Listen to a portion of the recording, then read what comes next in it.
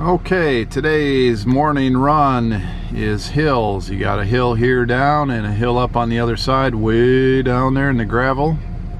And then we come back and hit this hill. I'm gonna do 2 of those. That's about 2 miles. And you guys get an easy day with 3. Yeah. All right? Okay, today on The Crazy Picker Life with Wheeler, Dealer, and Banana Peeler. Welcome, fellow pickers and would-be adventurers. Dealer here with the Crazy Picker Life family picking show. Well, I didn't do too bad. In fact, I did better than the snake. I had that copperhead brew last night. I guess it ended up badly for the snake. So we do get some snakes out here. We've seen a couple of 4 or 5 footers, rattlers. There's some water snakes crossing the road in front of us. They turn around and kind of look at you, and one of them wanted to run with us, I think. We haven't seen too many live lately. I'm not sure. We had a real dry streak when we moved to town 10 years ago, and I think that brings them in from the fields. I had a good run. That's 2 miles. We did 4 and 3. I did 3 last week during one of our workouts. We're on a time crunch and just an easy week this week. So there's the boys. We'll get them as they come across the line. The boys are in really good shape. It's funny, Jacob and Benjamin are 2 years apart, and they do a lot of things together, like the paper route and school and sports and running, and they fight as brothers do and should, but they like each other, and this running is a good experience. They're going to remember this for the rest of their lives. Not to mention, they're in good shape. We're going to do some races coming up. Who's doing better, you or the snake? What's your time? 28:56. 28? Yeah. That's good. Got under 30. Just like you planned. And here comes Benjamin. It looks like he's working pretty hard too. Nice temperature. Who did better, you or the snake? Unknown on Benjamin's end. Okay, on to order packing. Lots of orders again and again and again. Woo! Back in the office, back in the packing area. So I packed 6 orders last night, and I had a few come in late last night that I didn't pack. There's a window there where I can't really pack anything and send any information, or it'll get discombobulated on that sheet that I print out for the post office. I don't quite have that down yet, so that post office thing helps them, and it gives me a nice order count. I don't have to sit there and count orders. I don't know, it's an extra thing for me to do, but anyway, there's a dead area there. So I didn't pack any more orders last night. A few came in before I went to bed after midnight, and this morning, and now I'm at 11 a.m. I'm looking at 20 more orders. Well, I won't get all those done. I will get the ones done that meet my requirements for Amazon turnaround of 1 day, and I believe we have eBay set to 1 day or maybe same day on some auctions. I'll get those out. I have one challenge. I might get the text, and I might have to go off to our organic foods co-op meetup thing and pick up some cases of organic breakfast sausage and things like that we can't ship in or get locally. So I got to get packing. There's a stack of them. Let's get packing, let's get cracking. So the rest of the day I'm going to pack orders. I'm going to go take care of that co-op. We go shopping with the kids. school, busy stuff, busy typical day, except for I got to go out of town and get that co-op order thing. I will talk later about our trip coming up and what we do to prepare for that, and a little bit about our history of going on this junk jaunt and what we find and all that kind of stuff. We'll meet up with Wheeler again and talk about some more stuff, so that's coming up. Okay, well, we got everything packed. There's a few more orders that came in after the sheets were printed here that I'll do tonight or whatever. 20, I've highlighted it there, 20 on the second swath, 6 last night, so 26 going out today. Let's do that. So a big part of my job, even though I don't do the majority of the listing, Wheeler does the camera listing, which is the majority of the packages these days. I broke down some of the percentages in the past. My job is throughput and to make sure things get out on time and all that, and there's just a whole bunch of obviously danglers with that, including getting questions answered timely, you know, getting things packed up and found and post tested and down to the post office. And then we got returns to deal with and issues to deal with, and there's a whole bunch of issues around that, but we try to get things out in a timely fashion. I'm going to talk a little bit soon here. It'll be tonight for me, but I'm going to talk a little bit about how we handle throughput and keeping things rolling in a good fashion when we're gone for 3-4 days, which is what we're going to be gone for here coming up tomorrow night. And you know, the bottom line is you got to sell as much as you can without going crazy, right? So there's certain sanity factors that enter into my decisions. eBay keeps changing its policies gradually towards getting things out faster and faster and faster. They had, you know, one day, and I guess they've got same day shipping as one of the settings that you can put. A lot of times we accomplish that. Oh,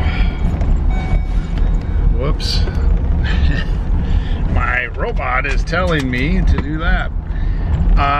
You know, same day shipping was an option. Now they got this thing that I haven't fully looked into. I just don't have time to keep up with every change they do, although I will look into it. This guaranteed time shipping or whatever, which basically has to do with better tracking, getting stuff out the door better. It's a way to set yourself apart, so we will submit to it eventually. I've been, like I said, I've been really busy just moving our business in and keeping things rolling. Where am I going with this? Oh, the other thing that eBay did, they were beta testing new, what do you call it, dashboards and things like that for sellers for quite a while, and I've been resisting it by opting out of it. And I don't think you can opt out of it now. They switched over all of our IDs to this new dashboard. I have to admit that I don't like change for change's sake, but the new dashboard is pretty good once you figure out where some of the things you really need are. There's a few things I don't like about it. I might go over some of those things at some point. I don't usually do that kind of thing on our vlog here. The vlog is just more about tailing along with me all day, and you get some bits and pieces that you can use in your business, and you get to hear about and think about and talk about and comment about picking, right? So I'm not going to do some sort of detailed analysis, but one thing that I do like about the new dashboard is some of the things that I use, I don't have to refresh as much. They seem to be updated as I ship stuff and things like that, so that's handy, and some of the reports are pretty handy. So there you go. I do still like eBay. I've never stopped liking them. I just am always stressed out because I'm trying to pack too much in too little time, right? All right, I'm at the post office, got to drop off, got to get some money orders for test strips, got to get some new totes to put stuff in, back in a Flash.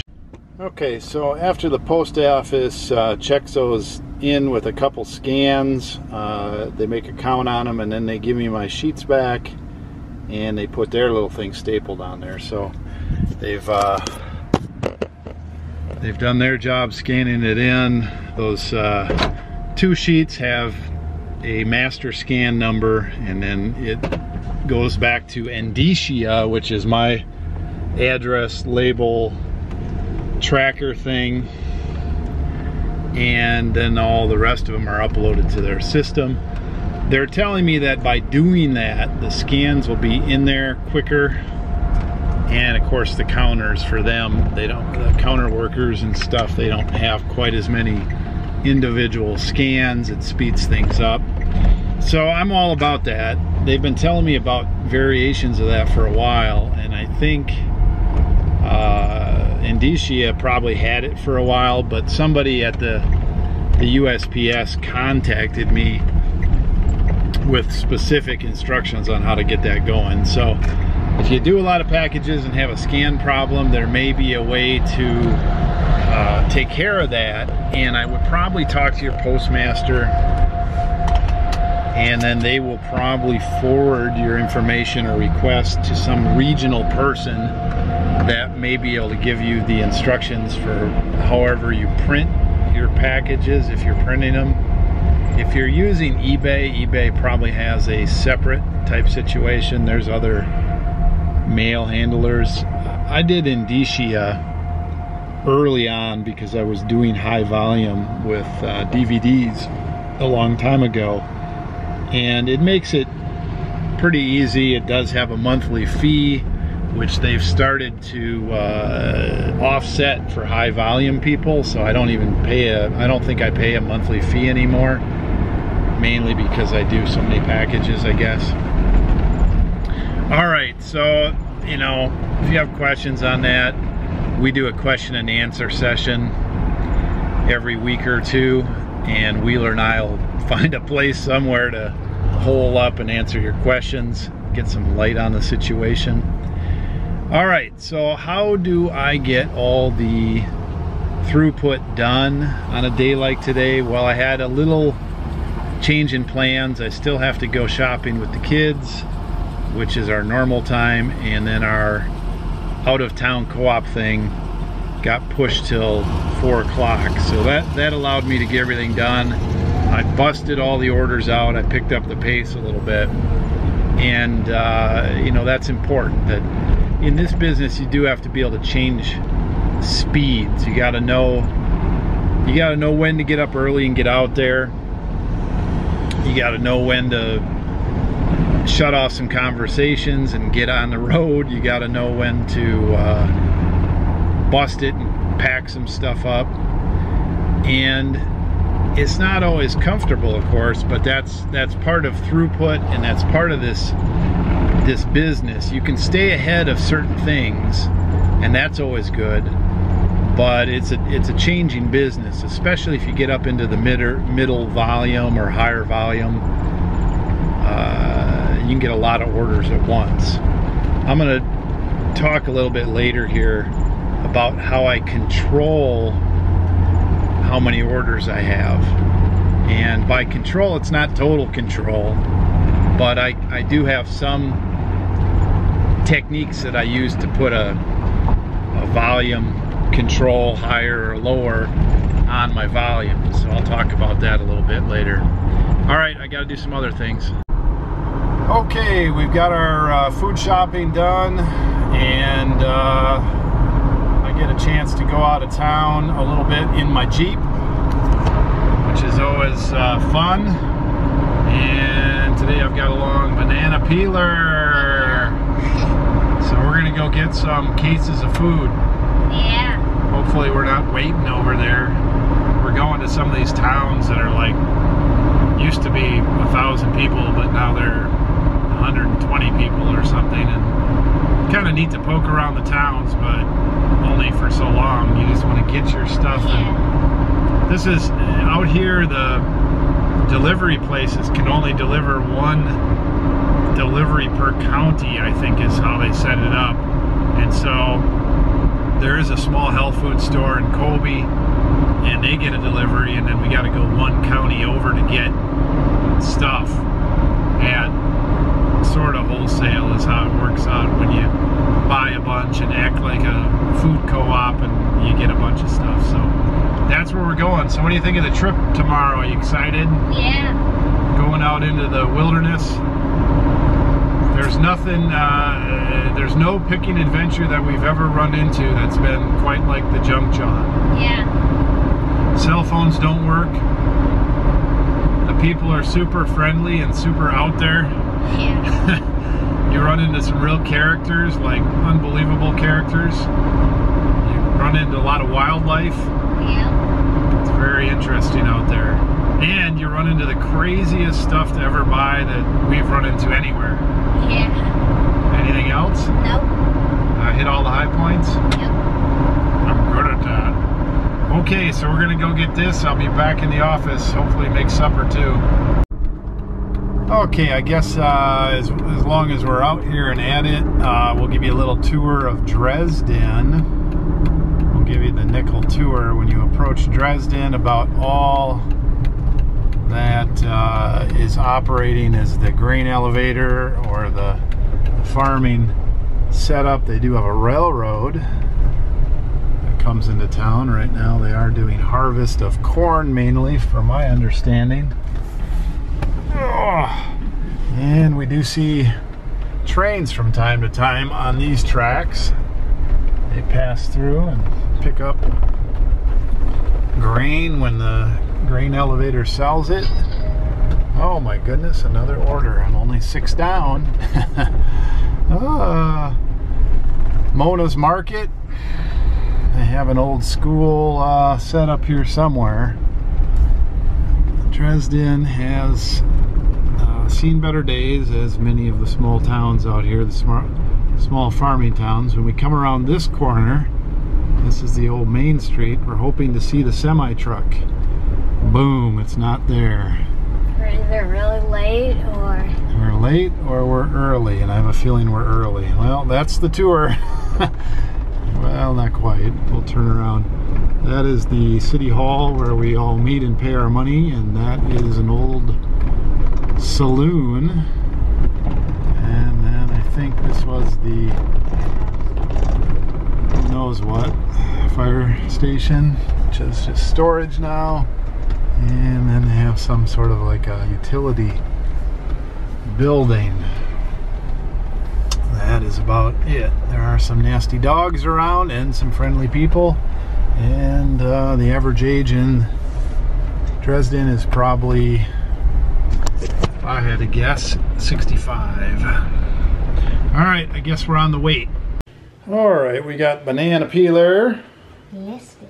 Who says you can't work at the kitchen table, right? Yeah. What do you got here? Belt buckles. What's your best one? Probably right now, the Painter. Painter from what year? 1980. 1980? Yeah. Were you around? No. 37 years ago, probably not. So what do we list that one for? 25. Okay, so the rest of these are okay. Yeah. So, you can work at the kitchen table when you lose your office? Yeah. Got your makeshift lighting going on here? How's that working? Okay. Okay, I'm glad you're listening because I'm not. So, Banana Peeler is a good kid. He said, when can I list? And we don't have an office for him yet, so he's starting to work at the kitchen table. I got a lot of belt buckles stored up for him, and he loves to list those. Those are good money makers. Okay, I worked all day and now I have to pay the piper. I'm having to do homework with the kids and a lot of miscellaneous stuff. can't get to my stuff. Alright, back in my office. I've been picking away at things on and off all day, plus packing all those orders earlier today, plus all the stuff that came up and whatever. I do get a little frustrated sometimes, and so I don't know. I'm sure it comes along across on the YouTube here. Well, okay, so it is Tuesday night, and every single year that we do this treasure hunt one weekend and then junk jaunt the next weekend, no matter how you slice it, it's a bing bam. It's too much, right? But it's hard to miss going to both of them. They're both different. They're both a lot of fun.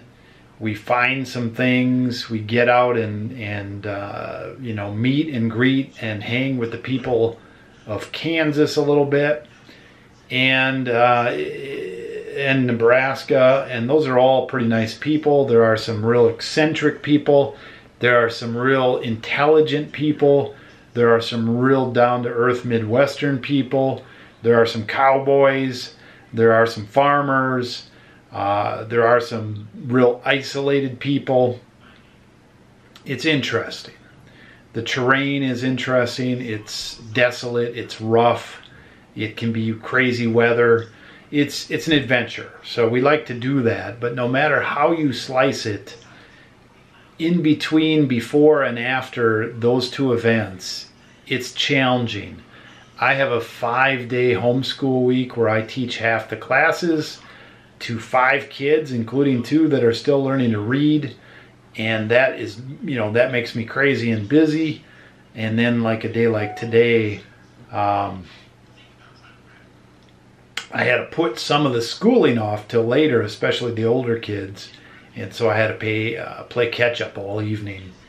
We went out to our co-op thing, and that's a half-hour drive out, half-hour drive back, and we sat there for an hour and 15 minutes. So there's a hole in the day. Okay, so how do I give you some value? How do I prepare for one of these trips? Well, first, the Nebraska Junk Jaunt for 2017 is the, does it say here? Doesn't say, but it's like the 11th year in a row that they've done it or something like that. They put out this 200-page thing, so I buy that for $7 and I print that. And it has all kinds of information on the area. It has maps of the towns where the registered sales are. This year it says it has over 500 registered sales. They are spread out, 30 towns, something like that, maybe more. And, you know, it's a lot of miles. I'll show you on a map here in a minute.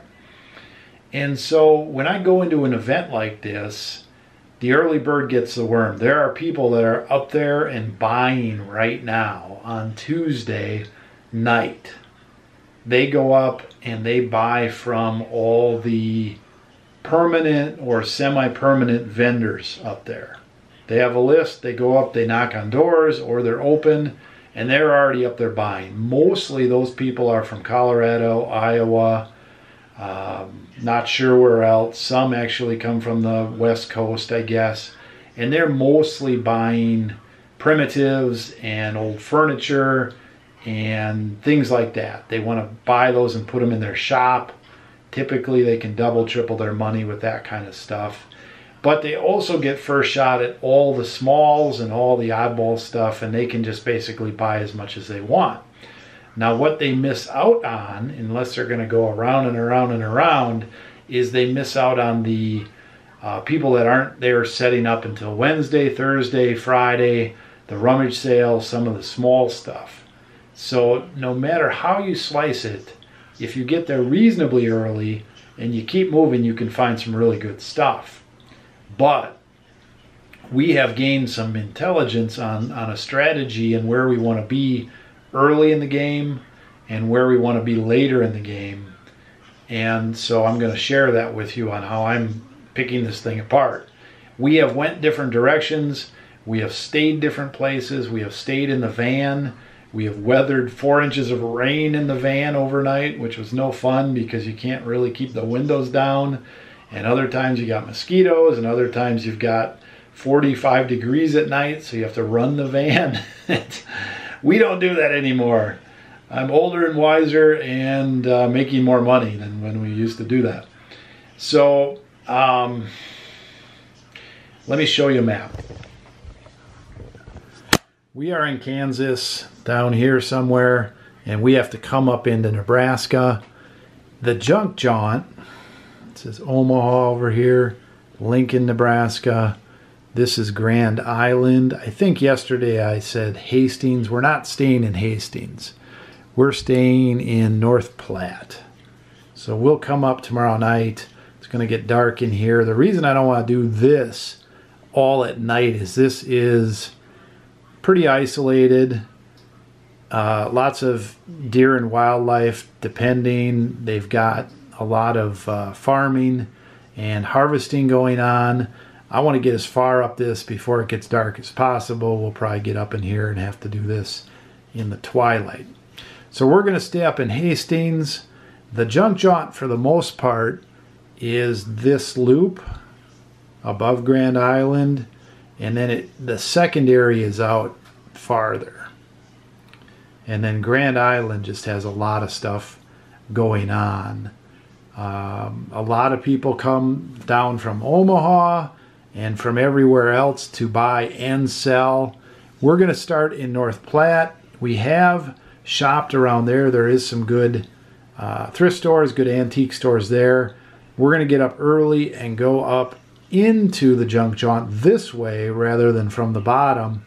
As soon as you start getting up in here, even though you're 40, 50 miles away from Broken Bow, which is really where it starts, these towns all here and along this road have vendors.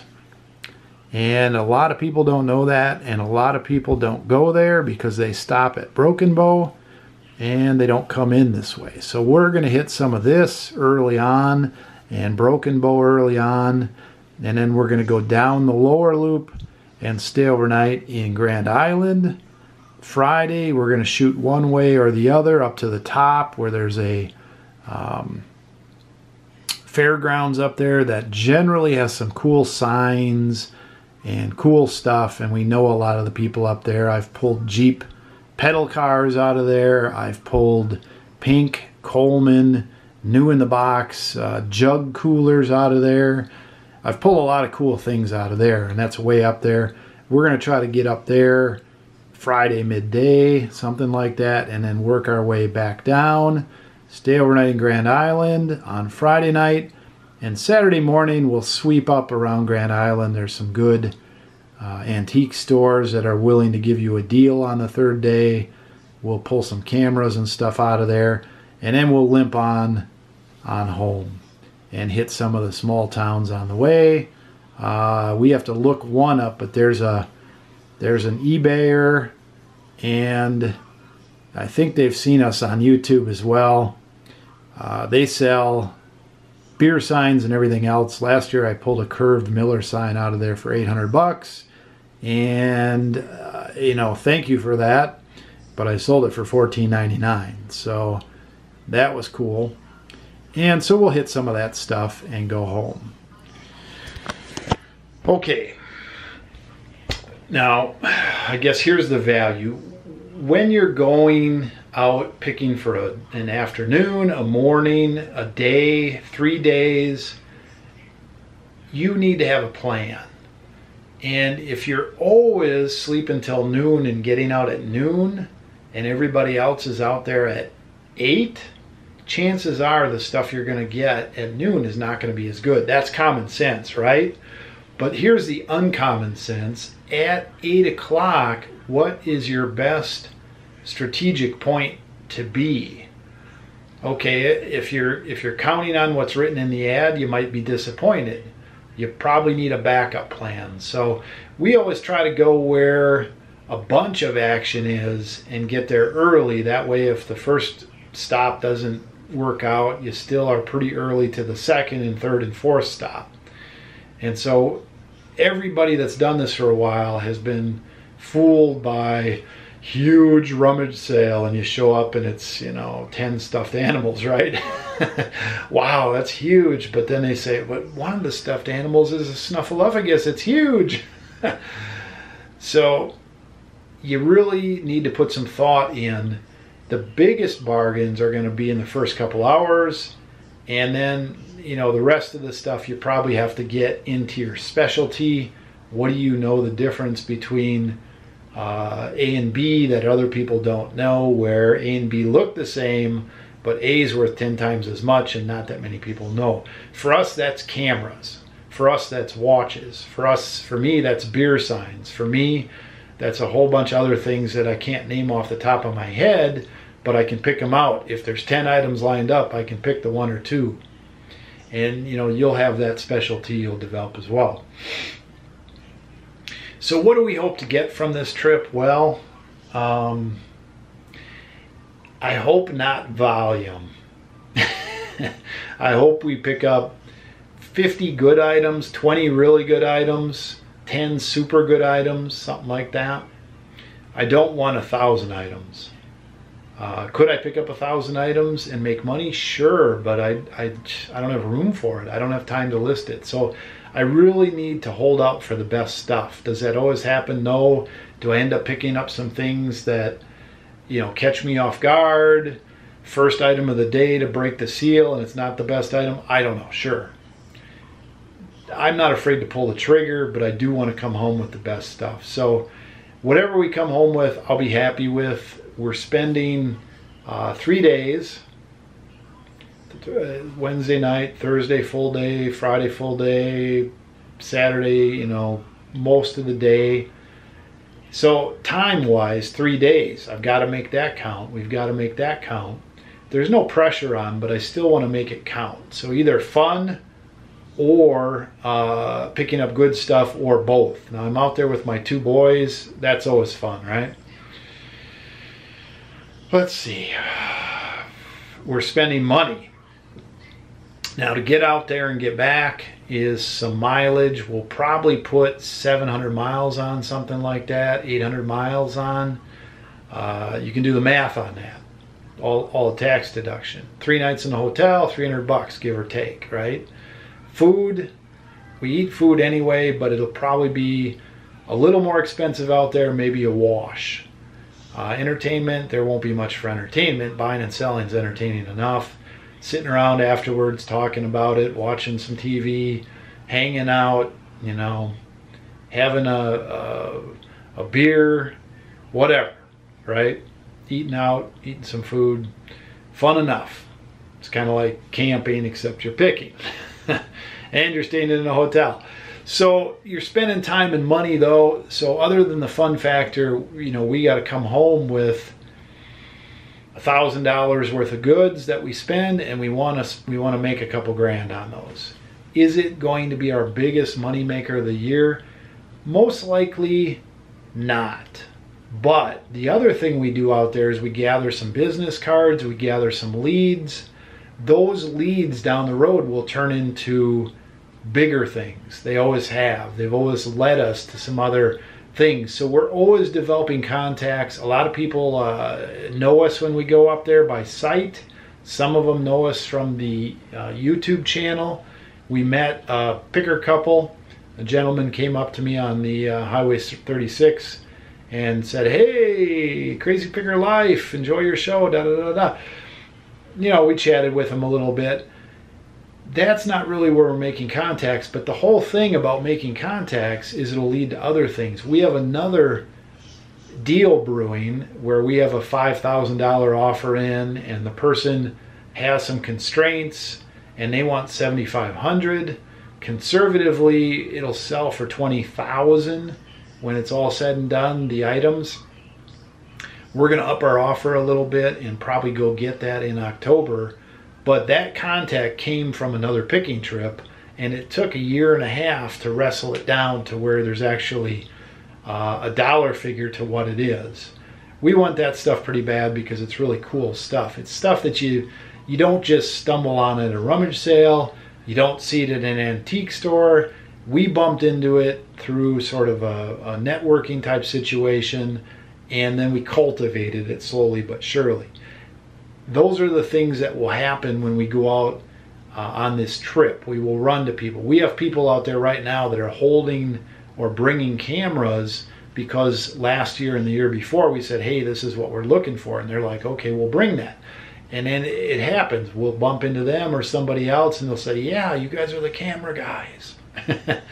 And, you know, right there, we you know, it's not like this, but we got them. I mean, you know, the deal is done. They brought it. They spent time getting us. They know we're the ones to buy them. We will get a reasonable deal, and they'll get a reasonable deal because they get to finally sell those things that were in the back of their shed, right? But you can do that if you buy and sell bicycles, bicycle parts, car parts, clothing, dolls, doolies, dealies, you know, whatever. Over time you can do that. This is a long game. This is a marathon. It's not a sprint. Okay, so here's my quandary. This week alone, we did 63 orders yesterday, 2 UPS yesterday. That's 65. I packed up 26 today. What is that? 80. That's 91 orders in 2 days of this week already. Packed and delivered. Tomorrow I'm at 10 already. Came in 10 more, and it's 10 o'clock at night or whatever it is, 9 o'clock at night. I'm leaving tomorrow after supper. That's less than 24 hours away. So what do, right? I can't keep going at this pace. If I do, well, I was going to talk about this. This is going to be a long show. I said I'm going to keep these things tight. I lied. But you got to learn, right? I'm still learning. This is what I do. May work for you, it may not. So I'm leaving on Wednesday night, tomorrow night. I'll be gone Thursday, Friday. Saturday is an unknown. I would like to get back in the afternoon, early evening, so I can at least get on the boat and assess the damage, right? We've got to come home and we've got to unload things, you know, reattach with our family, decompress a little bit, and then we quit at midnight on Saturday. Plus we'd like to actually quit at 11 p.m. on Saturday and just relax. So, and then I take Sunday off. So think about that. If I take Sunday off, I really am not going to have much time to pack orders on Saturday. I could turn off my auctions. I'm running at the rate of, let's say, 15 orders a day standard, right? 15 orders a day times 7 is 105 orders a week. Let's say that's my standard rate. So at my standard rate, if I shut it off, I mean, I don't have a problem. I can show back up. I can turn it on. I can answer a few questions that have come through. The orders will start again on Sunday. By Monday, I'll have 15 or 20 orders. If I keep it running at my standard rate, well, Thursday, Friday, Saturday, so add another 45 orders, I might have 60, 70 orders on Monday, right? Can I pack 60 or 70 orders on Monday? Well, yeah, and what I would have to do is start Monday morning at 12:01 a.m., which I've done, and then hopefully I'm done by 5 or 6 a.m. and I can take a nap, and then I'm backpedaling the whole day, right? At least mentally. So here's what I do. And it's still, you know, I have a cash flow issue just like everybody else. If I am not selling, I can't go out buying. I can't pay my bills. I can't save money. I can't buy things for my family. I mean, I got to keep the cash flowing. People can't just take off for 6 weeks, can they? Well, we're going to do that too. We'll talk about that. But here's the cash flow deal. I will keep my auctions running. By the way, we have over 3,000 listings online right now. In fact, it might be as many as 3,600. So we have a lot of exposure. Questions coming in, whatever. I typically run 5 out of 7 days 11, 13, 15% off. Every channel depending on the channel. So I'm running a lot of sales. When I leave tomorrow night, I will not have any sales. And so every order that comes through while I'm gone will be full price. So I feel a little better about that. The orders that come, which orders will come, they'll come. It'll be slower than 15 a day. If my normal's 15 a day, maybe it'll be 10 a day, but at least they'll be at full price. So if somebody's going to buy something, they're going to really want it, they're going to pay full price, I'm going to work a little harder, okay. When I get back on Saturday, depending on how many items I pack and all that kind of stuff and how I feel, I may put things back on sale for Saturday night, Sunday, and by Monday I'll be swamped no matter what. But at least, you know, it's not going to be like full bore. And what's the difference if it's only 10 or 20 orders? Well, 10 or 20 orders can sink me. I mean, mentally, when you're facing, there's two things that happen when you're facing 50 or more orders. One, you're like, woo-hoo, business is good. But after that wears off and it's like every week, it's like, woo-hoo, now I got to pack those 50 orders, and that can drain you, okay? So this is what I do, and to give myself that mental edge, I sell those items at full price. Also, the other thing that I take a little hit in the teeth is we don't change our ship time, and so with eBay's current settings, I'm getting kicked in the teeth a little bit because I'm not shipping Wednesday night's orders Thursday or Friday or Saturday, and then Thursday's orders are not shipping Friday or Saturday. So, you know, bad marks are stacking up against me. What I used to do is I used to send people an email, and I used to say, hey, we're out and about. Your order hasn't shipped. It will ship on Monday. If that's a problem, let me know. I don't know if I'll do that. I stopped doing that. You know, my business is too big. So maybe I'm starting to become disconnected from my business. And you see that in some of the big shippers where their feedback rating is no longer 99.8 or 99.9 or 100%.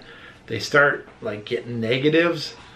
I hope I'm not heading to that level. I like to give the personal service. But I am taking a little kick in the teeth there. It's just, I got to keep the lights on, so I'm going to do it. Let's see, what else? 10 orders down. Got to make my list for tomorrow and pack. I got to wrap up school with the kids tomorrow. I got to pack everything up, pack some food, pack some snacks, pack some water, pack an air purifier. All those hotels are musty up there. Even if they're nicer ones, they're not embassy suites like we normally stay at. They're middle of the road. They're not bad, but most of them are older, and they have the automated wall units, which I know I'm picky. I've really gotten picky in my my later years here, or whatever. This has went on long enough. I gotta go pack my 10 orders. Wheeler, I started ranting about our trip tomorrow. Yeah, I sort of heard you over there. Yeah, we have this thin wall between us. The super crazy vlog is going, right? Right. Well, I try to add value, and then I end up talking about everything under the sun. So, I mean, it's gonna be like an 8-hour second vlog, right? Well, what did the first one is kind of like an introduction. The second one, you start getting into it. Well, some of my loyal fans are like, man, I really like watching your show, but you're so long-winded. Yeah. But then, you know, what did I tell you about this next flurry of vlogs, however long it lasts? You remember one thing I told you? They're going to be tight and short. Oh, yeah, I forgot about that. 10 minutes, right? Yeah. Yeah, well, the funny thing is my vlogs are really tight and short, but I don't have quite the audience, which obviously I haven't been doing for a while. I could have polished it more or whatever, but I think the more edited style has pros and cons, so. Your style definitely brings a different thing to the table. Some people enjoy that. Yeah, but the point is, I was going to try to keep it tight, and I even announced it in a way yesterday. Yep. And then today it went out the window. Yep. I looked at the time. That's what I said. Day two vlog is when you really get back into it. Really drop into your comfort zone. So I screw dialed our whole trip in. We're ready to go. There you go. What do you want to add? Anything? I don't know. Leaving tomorrow night should be fun. Same as last week. Yeah, the Nebraska trip is always more fun. Yeah, didn't even show off any of this stuff here. Maybe I should do a haul video on my channel so somebody watches and stuff. You could start doing those as kind of supplementary. Well, why don't you tell me you want to do a haul video and I'll come over and haul with you. Oh, that's what I'm saying. Yeah, something like that. Well, show me that watch that you showed me. Well, this one right here, apparently this was actually sold in the Timex catalog as an engineer's watch, or no, mechanic's watch, that's it. Mechanic's watch back in the 1950s, 1955 to be exact. It's the Timex Marlin, their highest end model from, like I said, 1955. This one's all original, working great, picked up for a couple bucks, and apparently it's known as the Holy Grail in Timex watches. So it'll be at least a couple $100. It's usually a good word in Timex watches. The one listed right now has spotty. It doesn't work 100%. It needs a good service. This one actually runs really well, but it's in worse shape. But it has the original strap. So I mean, there's give and takes. Yeah, $300 is what I'm gonna price it at. If we ever get it listed. I'm gonna list it tonight if I have time. Okay. I mean, I'm hyped up to photo it. My photography in general is really improving. I can tell. Okay. Finally getting settled into my. So what about the mustache that's coming in? Been here for years, man. When's the full beard coming? I don't know. Funny. Not much of a beard happening. Yeah, you get the mustache and no beard. That's how it is. Okay. Yep. All right, we'll see you later. Yeah. Okay, I'm sorry for being so long-winded. I know some of you really like it, and it is the way it is. Are we going night-night? What are you doing? Oh, you had extra clothes on. It's Elizabeth. This is a costume. Oh, a costume. Okay. I have 2 Elsa dresses now. 2 Elsa dresses. Because this is my old one and I got a new one. Okay, let me end the show. Time for hugs and kisses and good nights. Okay, on the road tomorrow. Later on, I don't know what's going to go on before that. Pick well, list off in. Dealer out. Hey, Wheeler. Dealer production.